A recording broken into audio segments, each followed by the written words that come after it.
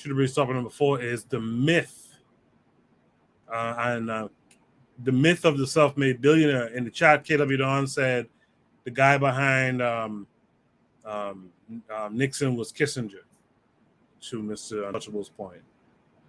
Should it be stopping number 4, the myth of the self-made billionaire. The brother gassed him up, sent this video out this week in his newsletter, and I thought it was something I'll bring on here. I think Gas is still out of the country, and I guess Jay might be catching some sleep because usually we're on like midnight, overnight in Jay's time.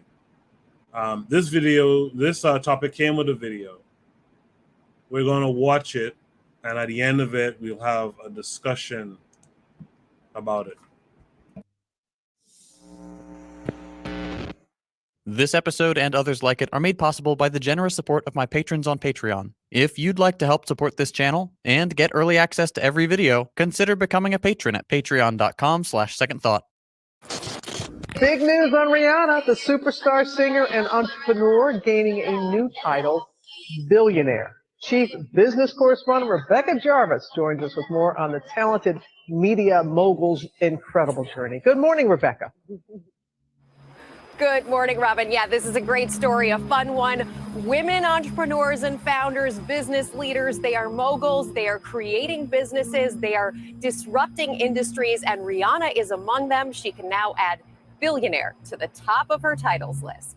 Here in the United States, we'll often hear stories like these. It's no secret that Americans love to hear about billionaires. You'll find them everywhere. They're on the news, have their own TV shows, movies, and even make their way into elected office.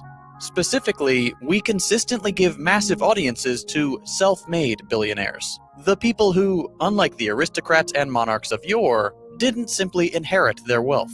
In this episode, we're talking about the obsession with so-called self-made billionaires, how misleading that term can be, and everything wrong with the myth of the self-made person.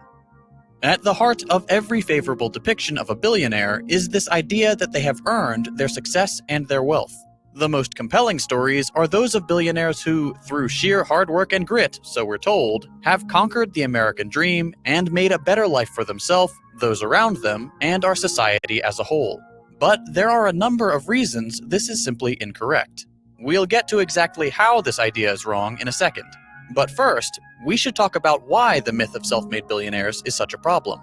For starters, vanishingly few people ever become billionaires. In the US, it's around 600 people, or 0.0002% of the population. Perversely, however, the myth of the self-made billionaire tries to trick you into believing that anybody, yes, even you, dear viewer, could one day be just like them. After all, if they can do it, so can you. You already know how they attempt to sell this falsehood. It's always so incredibly simple. They tell you they started from nothing, that they were once just like you. They too had a 9-to-5 job that they hated. They too had trouble paying their bills. But instead of complaining, they just worked harder. And eventually, after 100-hour work weeks, they were able to lift themselves up by their bootstraps and just look at them now. Here's where the problems start. If they can successfully convince you that 1, they have earned their wealth, and 2, that you can do it too, they can use those two assumptions to convince you of some far more nefarious things. For starters, they can convince you to act against your own self-interest, and the interest of the vast majority of Americans. The most obvious example of this is making it seem like it would be better for everyone if billionaires paid less in taxes. If we just got the government out of the way of these people who have proven to us that they are visionaries, that they alone know how to manage money. To be clear, the ultra-rich already have a good way of avoiding taxes. You can see exactly how they do it in our video, How Billionaires Pay Less in Taxes Than You. But of course that doesn't matter, since they'll always try to lower that number further and further. The more they do, the less money goes towards things that actually affect your day-to-day life. Roads, public services, healthcare, education. The more they keep of the wealth they have no intention of spending in the first place, the worse off we all are. They'll convince you that that might be you someday, that when you're in their shoes, you'll want the same thing. After all, what's the government ever done for you? We'll get to just how much it's done for them. But first, let's get back to the self-made story. In some cases, that story is simply a blatant lie. Take Elon Musk and Jeff Bezos. The last decade's favorite billionaire duo loves to weave a compelling story of their 100% American-made success. Jeff Bezos likes to tell this story of a young guy who built a strong work ethic at his McDonald's job. He loves to emphasize how it was his hard work that eventually landed him a spot at Princeton, then on Wall Street, and finally pushed him to one day risk it all on the crazy idea of selling books on the internet. His story reaches a dramatic pause when he starts Amazon out of a garage with nothing but a dream, and it resumes satisfyingly when his company becomes the internet giant it is today. Elon Musk tells a very similar story, that of an industrious kid bullied for being too nerdy and into science fiction, who climbed out of adversity and overcame the all-too-common American hurdles of student loan debt and people not believing in him with the sheer ingenuity of his entrepreneurship. These stories are, of course, embellished, and while individual elements of them may not be false, the overall image they're trying to sell you is a lie. Because it wasn't the novelty of Amazon alone that catapulted it to the center of the internet, so much as the absurd head start that an initial $300,000 investment that Jeff's parents gave him. And although Musk likes to play up his version of the everyman story too, his family is most infamously known for his father's ownership of a lucrative emerald mine and role as a property developer in apartheid South Africa. These people didn't start from nothing. It wasn't just hard work. Billionaires never get there alone. They get there in any combination of three ways. 1. Family wealth and privilege. 2. Labor exploitation. And 3. Government help. Let's start with number 1. Family wealth and privilege explains the success of a lot of the billionaires that sit at the top of our social hierarchy. We've already seen how much of a role family wealth played in the success of even the quote self-made celebrity billionaires like Musk and Bezos. So it should come as no surprise that the great majority of billionaires have similarly favorable advantages. The racial and gender makeup of the billionaire class is not an accident. It is no surprise then that the people who face the fewest societal hurdles, white men, overwhelmingly dominate the Forbes rankings, while women and people from racial minority groups only make up a fraction. But privilege doesn't explain every single billionaire's climb to the top. Exploitation, however, does. What do we mean when we say exploitation? Those familiar with Marxist literature will already know that exploitation is the expropriation of surplus value from labor by capital. Okay, but what does that mean? It's actually very simple. According to Marx, society is divided into two classes: the owner class, the bourgeoisie, and the working class, the proletariat. I promise I'll make this quick. The owner class, people who own businesses, factories, farms, and so on, offer a deal to the working class: work or starve. As you already know, just about every single one of us takes that deal. So, what do the owner class say? They say that for X amount of hours worked, workers will be paid Y amount of money. In order for that deal to be profitable for the owner class, they need to pay workers less money than the value they actually produce. That difference is what Marx calls surplus value. The money that you make for the company will always be more than the money the business puts back into your hands in the form of a paycheck. Otherwise, it has no money to give the people who own the company, the stakeholders, who may never have even stepped foot on the premises. If you want an idea of just how much value business owners steal from their workers, just look at this Ohio pizza shop, where for one day the owner decided not to siphon off that surplus value and instead put it back into the hands of the workers. The result? Employees made $78 an hour.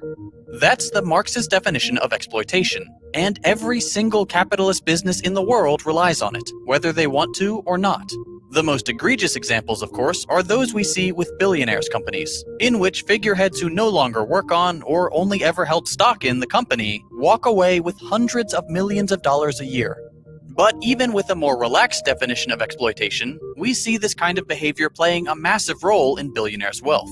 You may have recently heard of exploitation occurring in newly minted billionaire Rihanna's Fenty beauty factories, or Beyoncé's Ivy Park sweatshops.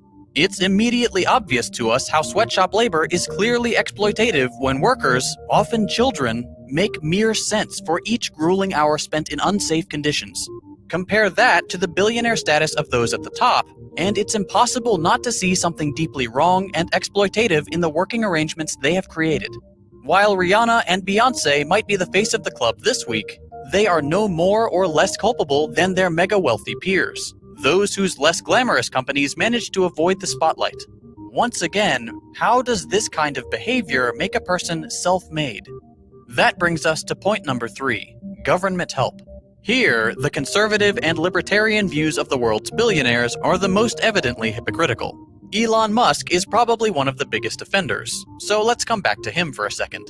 Musk often talks about the government in very disfavorable terms. He regularly decries government regulation, does everything he can to avoid taxation, and fiercely defends the belief that markets should be free. That said, the billionaire's companies, SpaceX, Tesla, and SolarCity, would have no hope of existing without the government's absurd $4.9 billion in loans and tax breaks. We're using Musk as a flagrant example here, but the nature of our current economy is that throughout the entirety of the chain of production, government subsidies are granted from public money only for the profits to be privatized by people who hoard wealth at a level we haven't seen since the Gilded Age. Pharmaceutical research is another classic example of this phenomenon, where large amounts of government funds produce the innovations needed for life-saving medication, only to eventually be appropriated by the private sector, where profits stay squarely within the hands of a few executives who jack up prices and strand countless Americans without access to the healthcare they need. This is not the vision free market proponents are selling us, where their ludicrous profits are justified by all the risks that innovation entails. In reality, they benefit from the largest public money safety nets in our society. Billionaires receive the government help most analogous to socialism of anyone, but fiercely get in the way of the rest of us enjoying the same privileges so that they can pocket more money than entire nations. No billionaire has ever gotten to their status by ethical means, and to revere them as icons of self-made success is to give them a pass for their selfish, parasitic behavior. We can dream of success without them. We can achieve greatness without them. We can let go of the myth of self-made billionaires. Imagine for a moment a world without billionaires. Imagine that world where you could actually get the full value of your work, like those pizza shop workers with their $78 an hour wage. How much less stressful would your life become? How much more pleasant and fair would it all be were it not for someone at the top hoarding far more than their share? Hundreds of millions of lives would be improved in an instant. At the end of the day, we produce enough for everyone. Let's stop pretending it makes sense for so much of it to be in the hands of so few people. I mentioned at the beginning of this video that this kind of content is made possible by my patrons on Patreon. When I decided to make the shift from general interest stuff to more radical political content, I knew I ran the risk of sinking my channel and... All right. I think we get the idea. The myth of the self-made billionaire.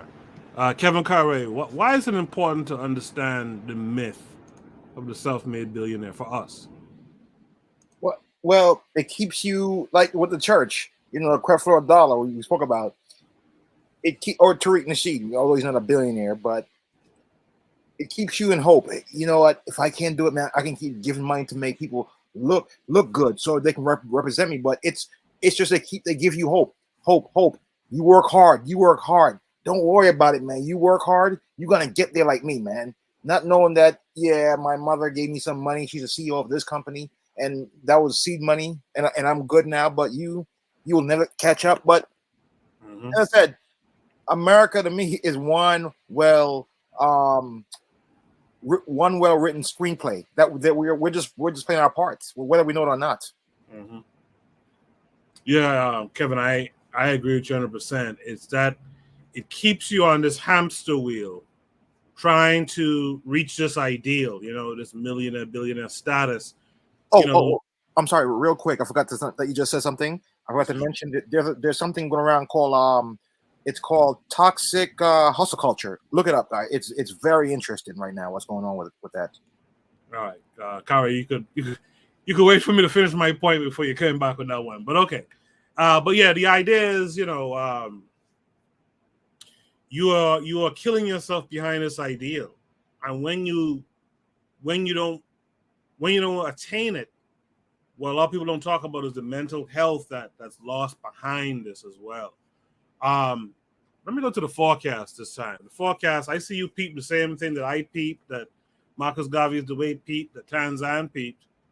Forecast, what say you to this idea of the the myth of the self-made billionaire and why it's important for our people to understand this. All right. Well, I would say this, I don't know if y'all gonna disagree with me or not, you know what I'm saying?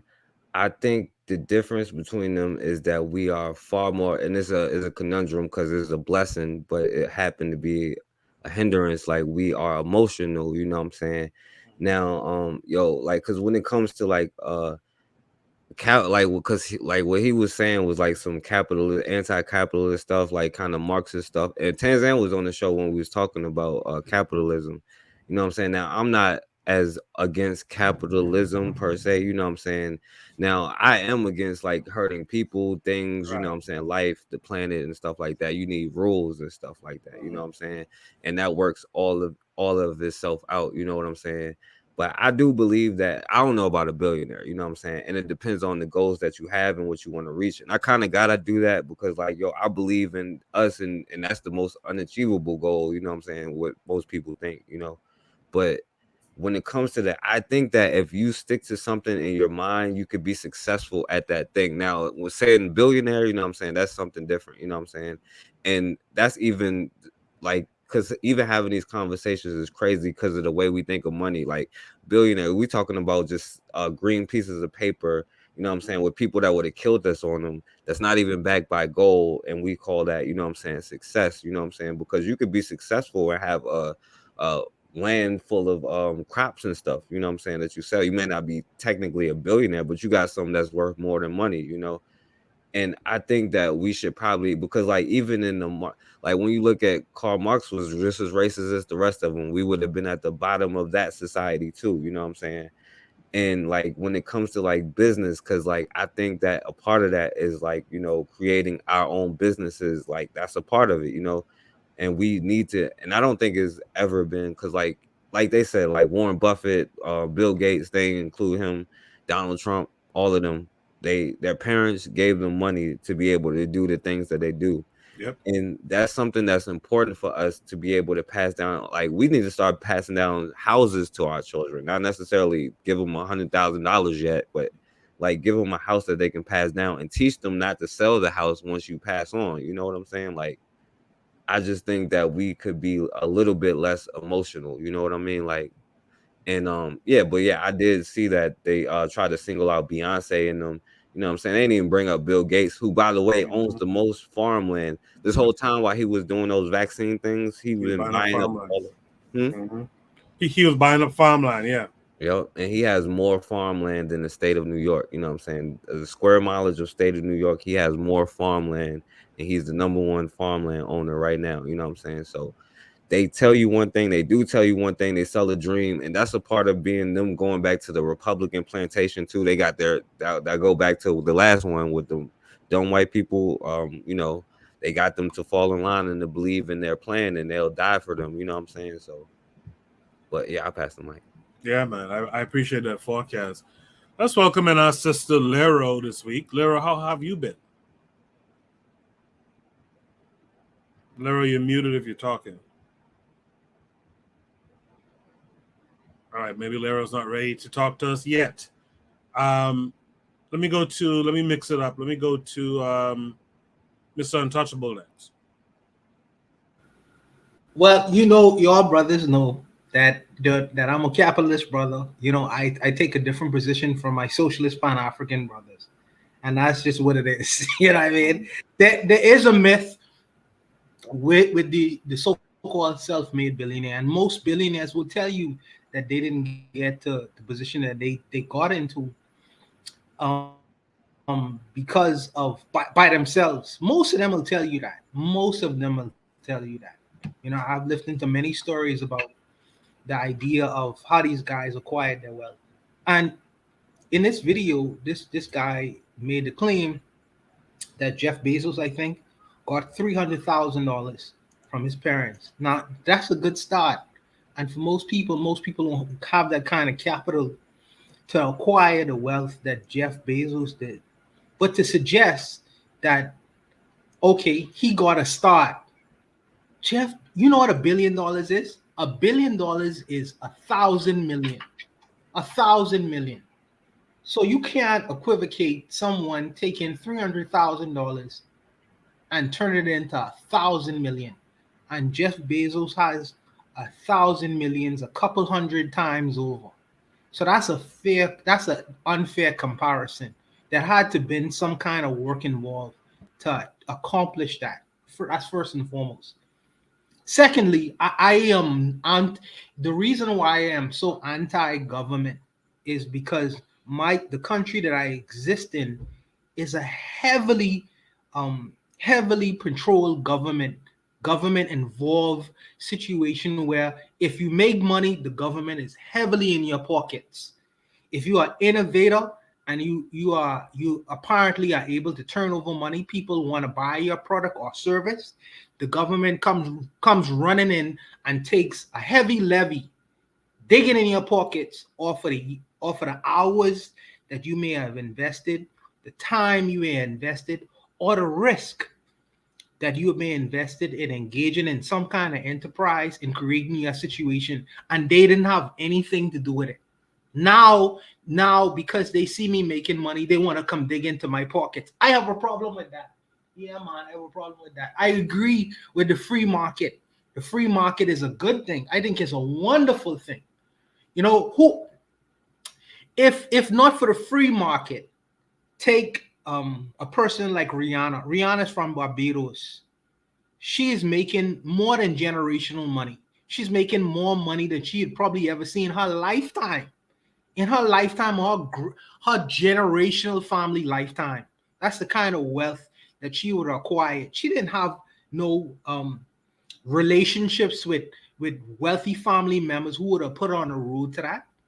But because she didn't have any barriers, barriers that existed in the place where she was able to capitalize on her talent and innovation. Whether you like her or not.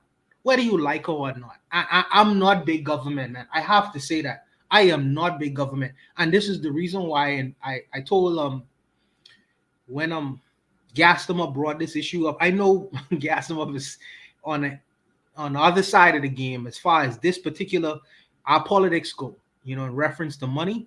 But I disagree with him on this particular topic. You know what I mean? I think that the free market is helpful to a lot of people as opposed to hurtful. And I am opposed to the idea of the government come rushing in after the fact, after you didn't take the risk, after you didn't suffer, after you didn't put your money up, when no one would put your money up and invest it and offer people a service or a product that people buy into.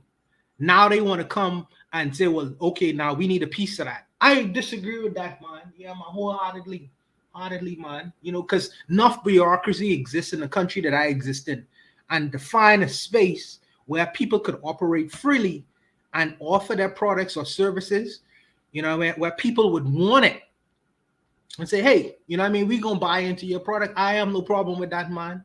I say, go for yourself. Now, who am I to tell you if there's a limit to how much money you could make? If LeBron James makes $100 million because there are less than 1,000 people who are able to do what he could do, and people are willing to pay, to see what he is able to do.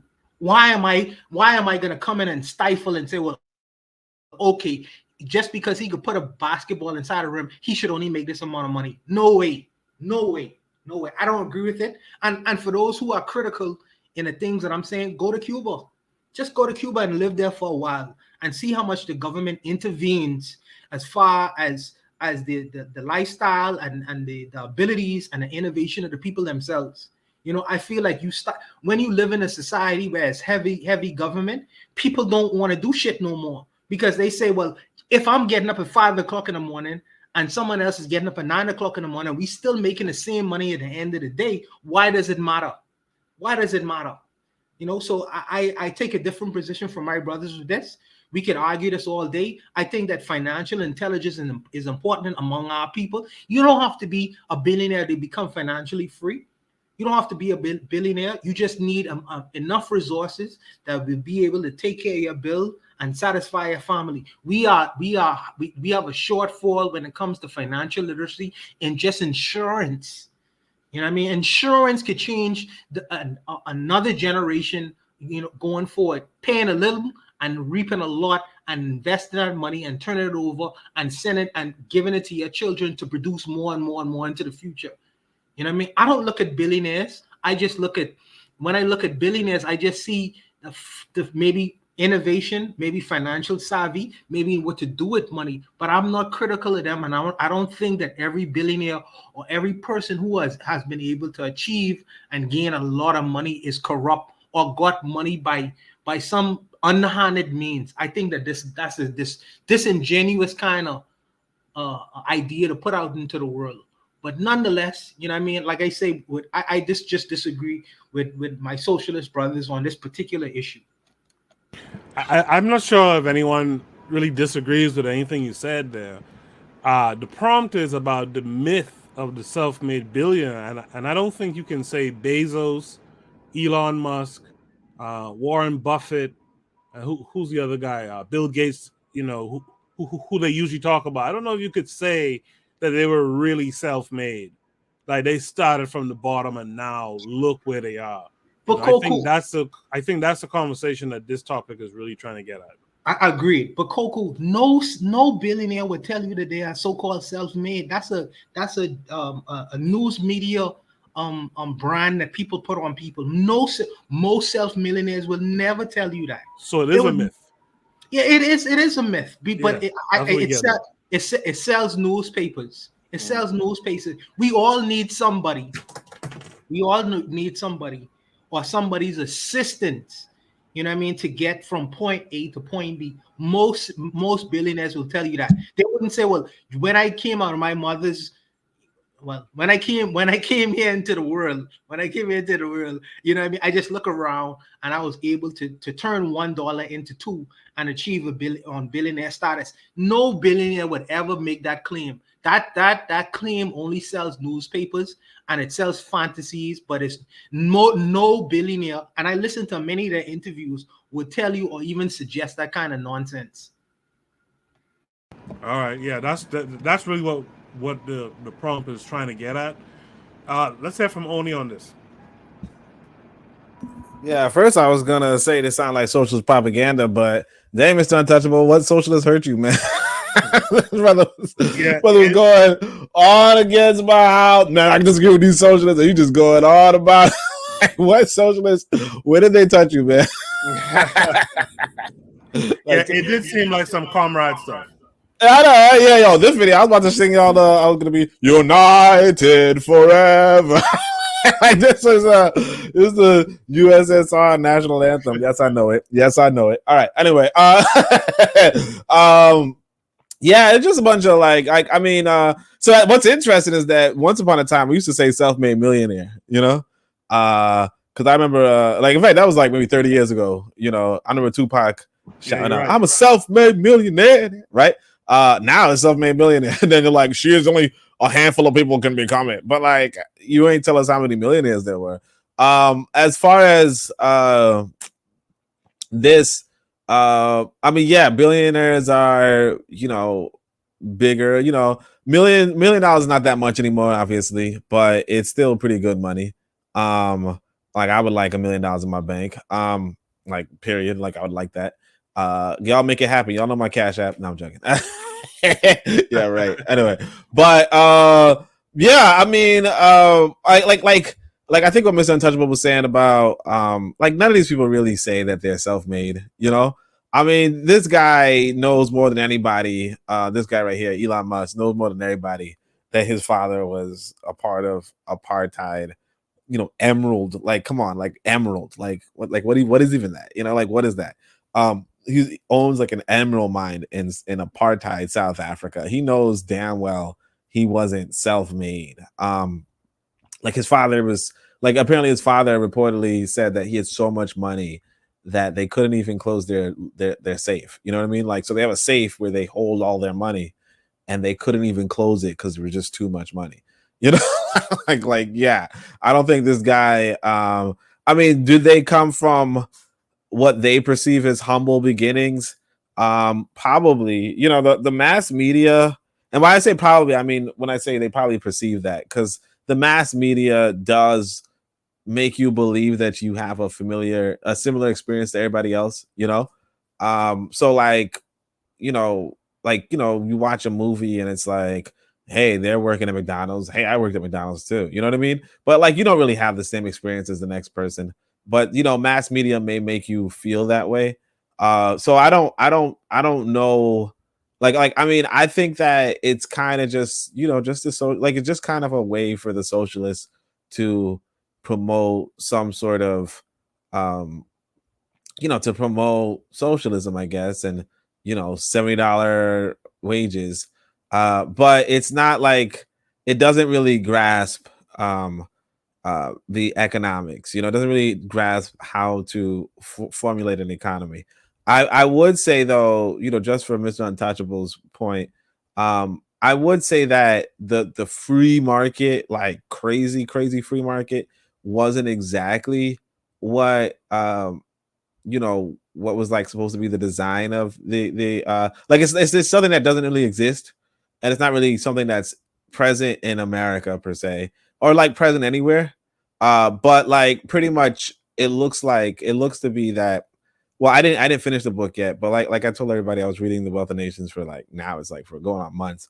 But eventually I'm supposed to get to this point where he's saying, yeah, you're supposed to tax people for the financing of the education, and the financing of the defense, and the financing of the roads, so it's not like, so I think the socialists and the quote unquote free market people, they kind of like take two extremes of the same economic system, like, so the economic system already had in it, the one that at least Adam Smith is proposing, or the one that Adam Smith recognizes in a sense, it already has the whole social welfare program built in, but it also allows for trade and innovation and all that kind of stuff. And I think the question of balancing the two is really important. But for some reason, I feel like Wazungu has many of us divided over this artificial divide, of, well, what about an absolute free market, and what about an absolute government,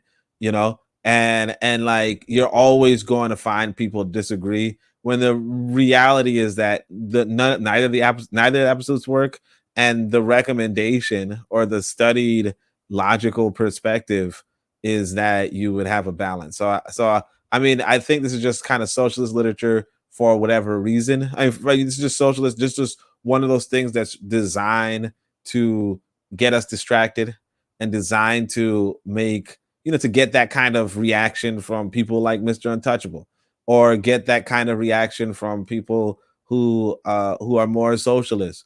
And then it's just going to make us divided, because neither position really makes that much sense, if we're being honest. And because neither position makes that much sense, you're always going to be divided. Whereas if you just say, look, realistically, it's been outlined, it's just the middle road, right?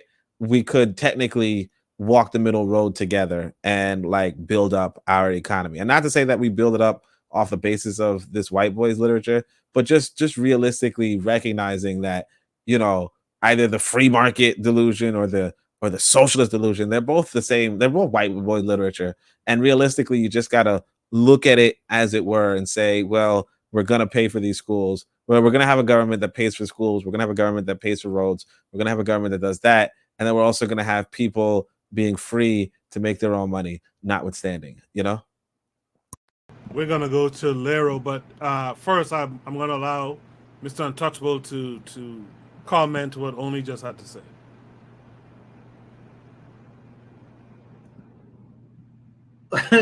Coco, I'm sure what Oni had to say is extremely coherent and very clear. I'm drinking right now. Maybe I'm emotional about this whole topic.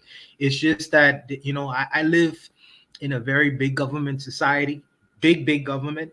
And I understand, I see how the bureaucracy, bureaucracy and government intervention has really hindered progress, in the country. So maybe I'm I don't know, maybe I'm very too close to the issue, and maybe I just need to stand back a bit But I understand what Oni is saying in taking the middle ground, and the fact that these animals were created by people not like us. And I think that if we was to maybe possibly sit down and construct a better type of political economy, maybe things would be different. But maybe I'm just very close to the issue, and that's why I had the sentiment that I had. But I agree with the brother, man. Maybe it's the drink talking, man. Forgive me. I hear you, man. Let's welcome in Lero. Lero, how are you this week? I'm good, Koku. How are yourself? Peace to I'm everyone on the good. panel. Y'all got some great minds, I'll just say. What say you to the prompt? Did this video dispel the myth of the self-made billionaire for you? Definitely. I already knew billionaires were definitely not self-made. They're exploiters of labor, Look, only gonna call me broke woke, but I'm coming in with my little broke woke speech. First off, I just think, it's funny people brought in like the aspect of like the market economy, because I think, while I don't necessarily disagree with the whole like fundamentals of market economy, I think it just Africans struggle to compete, and I think it's because we don't have a full understanding on like how the market economy so and so is created or was created, which I think is kind of a myth in itself. Those who like are heavy advocates, is like Oni was saying, like, of the market economy, it doesn't necessarily exist as what they say it does. But one thing I find interesting about like the self-made billionaires, and specifically like Black billionaires, even some millionaires, is how many of these people are getting their wealth out of Black nations. These people, their money is up in Europe, it's up in China, it's up in the US. It's not, I became a millionaire straight up out of Kenya. I became a billionaire straight up out of Kenya. I became one straight up out of, like Rihanna, Barbados. She, went to the US, got, celebrity status, woo woo. And I think that kind of propaganda and seeing as, oh, I'm not going to be no billionaire unless I, go to the West, unless I go to the US or I go wherever, I think as Africans, that's kind of just some negative propaganda we see, and which kind of aids into like that inferiority complex that, Africa's not good enough. We're not going to be able to get my dreams accomplished here, where I'm at right now. And, that caused that whole, which I don't believe in the whole like fleeing thing, but, but people do, have that mindset that like, I can't accomplish my goals here where I'm at right now. And I think as Africans, our struggle is trying to figure out how can we make aspects of the market economy work for us, but truly for us, and not just feeding another man's economy, but we benefit from it, type thing. And so until I see like some bunch of millionaires and billionaires who are, getting their money, straight up out of their nations and out of their nation's economy, then, I maybe have a little bit of a different stance on all that. But as far as I'm concerned, I think, that whole market economy aspect, just like the socialist type aspects, the comrade stuff, because that video did touch in on a lot of that. It's kind of like very extreme sides of the same coin. But, I just think that we need to understand how we can maybe have more billionaires for ourselves, if that's what people want. You know what I mean? That's just kind of where I took it. There we go. I appreciate that. Spoken like a true broke woke. Did I hear from Tanzan on this topic? Not yet. Okay, Tan, can you tell us, what do you think? Was the myth of the self-made billionaire broken here? Well, firstly, there is a myth, to be sure, because even if the billionaires don't come out and say it directly that, oh, well, it was my rich dad who gave me this and that, that is the story that they propagate. Even if the singers, don't say, well, I had to, kill and betray and do all these things to get where I am. That's how I got here. They have to maintain that image. So they don't have to outrightly say that, well, I was helped to get here. And in fact, they do perpetuate the myth. Even jobs and all that, whenever whenever you see a documentary or a movie about jobs or whoever these Facebook people, they're just, struggling college students with the, Zach or, garage working. They just, just dedicated their time and energy. They don't show the part where they actually have to be rapacious and have to be ruthless and take over other companies. I mean, they do show a bit of it, but not the entire, price that they have to pay to get to where they are. So yeah, the image of them is curated. Elon Musk couldn't come and say, well, it's because of from the blood of, these black South Africans, that's where I am. He'll just say, oh, I'm autistic, I'm a nerd, I'm this and that, playing the eternal victim. While, yeah, so I definitely think that, not only do they perpetuate the myth, but they harness the power of the media to do that job for them. They don't have to say it. In fact, by not outrightly saying it, they're even perpetuating the myth of the humility, like, oh, I'm so humble, I won't even say how humble I am, that sort of nonsense. And then the other thing, when it comes to the free market, I am neither, one or the other. I don't care for one or the other, and my opinion really doesn't sway, the politics of the world.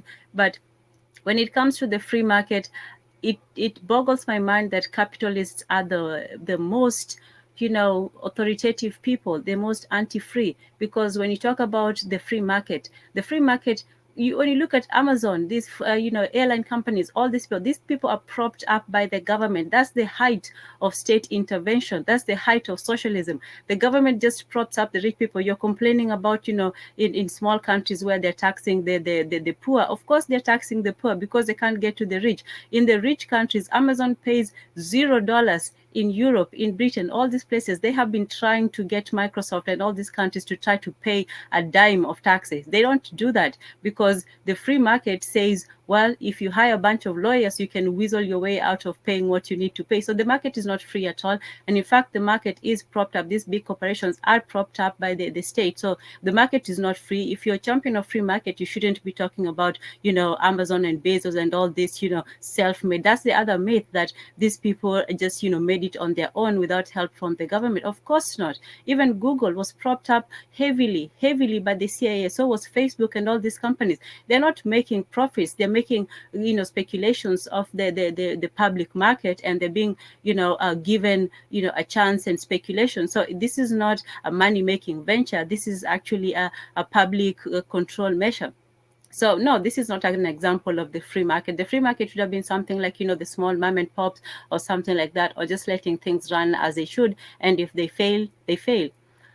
And then when it comes to, the billionaire, the whole reason why it has to keep being propped up is that it's the self-made millionaire is just the other side of the, lifting yourself up by the bootstraps. It gives you the hope and illusion that you can aspire and actually get to that level. That's why they emphasize the hard work, the intuition, and less about the just being in the right time opportunistically and just time wise. I'm not discrediting what they did. I really respect what they accomplished, but it wasn't something that they just were not these nice good people. They had to have some really cutthroat methods to get to where they are. So if they're saying that, well, I'm here because of the hard work, they should also say, well, are you also willing to betray your best friend? Are you also willing to, cut some corners? Are you willing to do some ethically ambiguous things? They don't put that into the equation.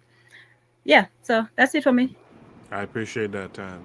In the chat, Marcus Garvey is the way he says they're trying to make Mansa Musa no longer hold the title. She goes on to say, how do the rich get rich and stay rich? She answers the question, the poor. The learning curve is in the chat still. Learning curve says the market is not free when only a few know its methods. We cannot educate our entire population to be slaves or the powerless and not take care of them. Marcus Garvey is the way he says African inventors with billion-dollar ideas get quote-unquote erased without implementing and benefiting from their personal ideas. She goes on to say our investors with billion-dollar ideas get quote-unquote erased without implementing and benefiting from their personal ideas. She says a female black doctor found a cure for cancer at the beginning of COVID. Do we know her name? She should be at least a millionaire for that. The learning curve says we cannot compete in a free market economy because our society is full of rugged individuals that are focused on making money for themselves. The others work as a group. Economics is a group sport. The learning curve says we sit up and want to be better than others, blacks ignoring the threat of all others. Marcus Garvey is the way says Dr. Hadia Nicole Green cured cancer in February 2020. Her cure should make her a billionaire alone by merit. And I agree with that. I think that's a sister who used lasers to treat cancer, I think, right? Brother Bakari just joined the panel. Brother Bakari, how are you tonight? I'm great, man. How about you?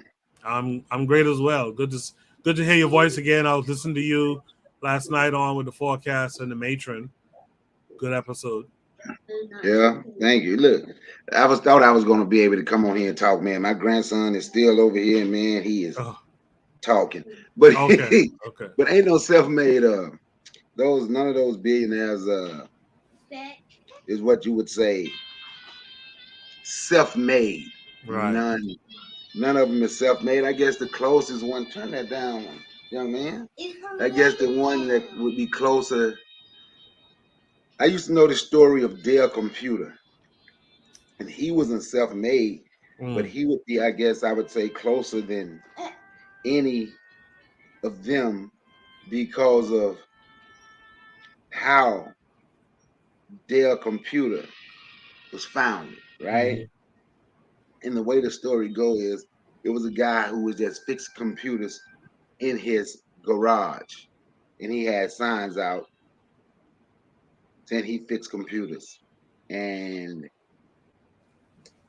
some rich guy wrote. Bakari, it seems like we lost Bakari. There, Bakari, if you're still there, say something again. Yeah, looks like we lost Bakari. Yeah, go ahead, Mr. Untouchable. Yeah, I just want to tell a quick story. There was a reggae artist. His name was Vibes Cartel, and maybe my American brothers and sisters may not be familiar with him. Okay, but he was an extremely popular artist in Jamaica.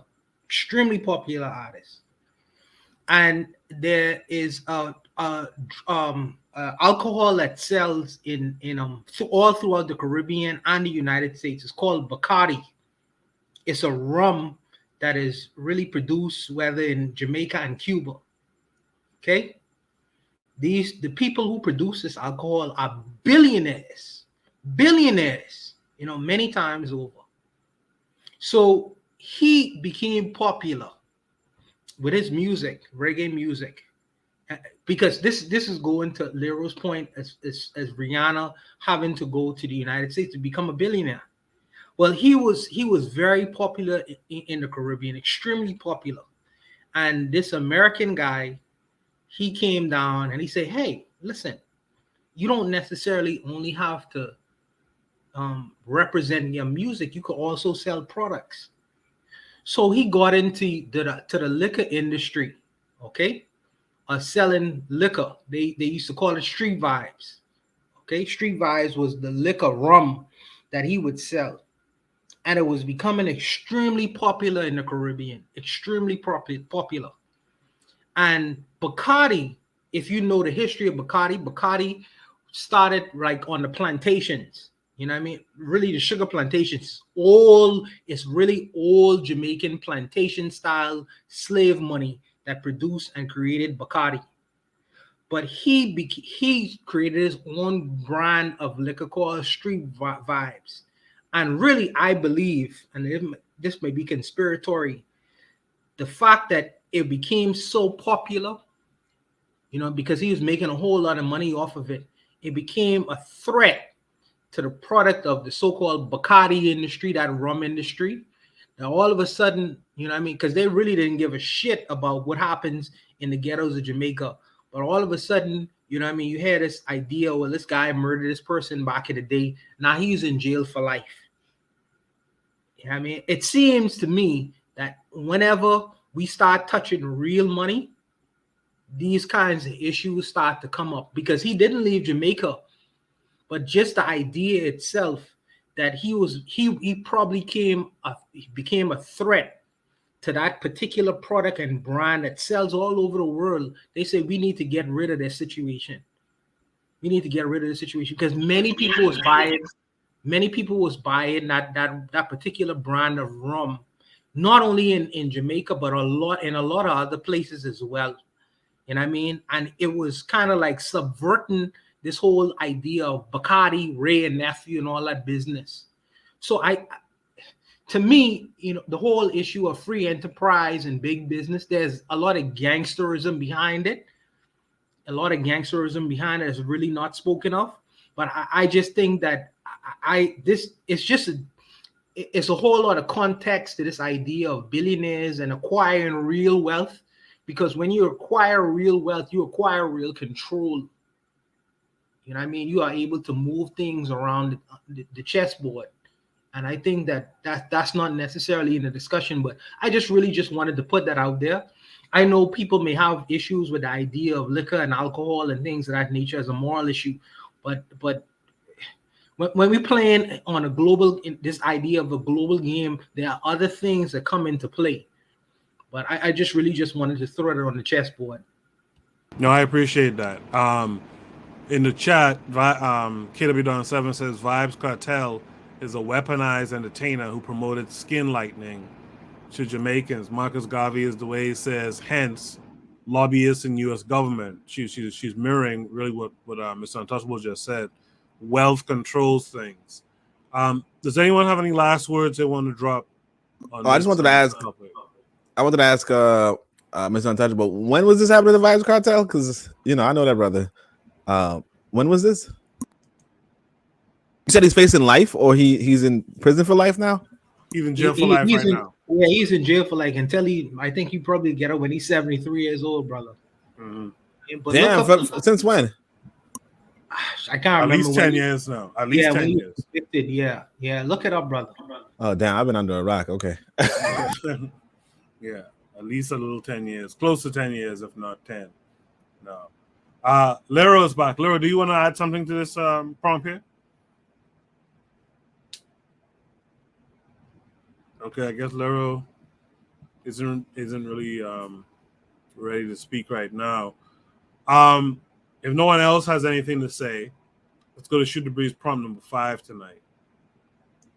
Shoot the Breeze prompt number 5 is: other races laugh at Black Americans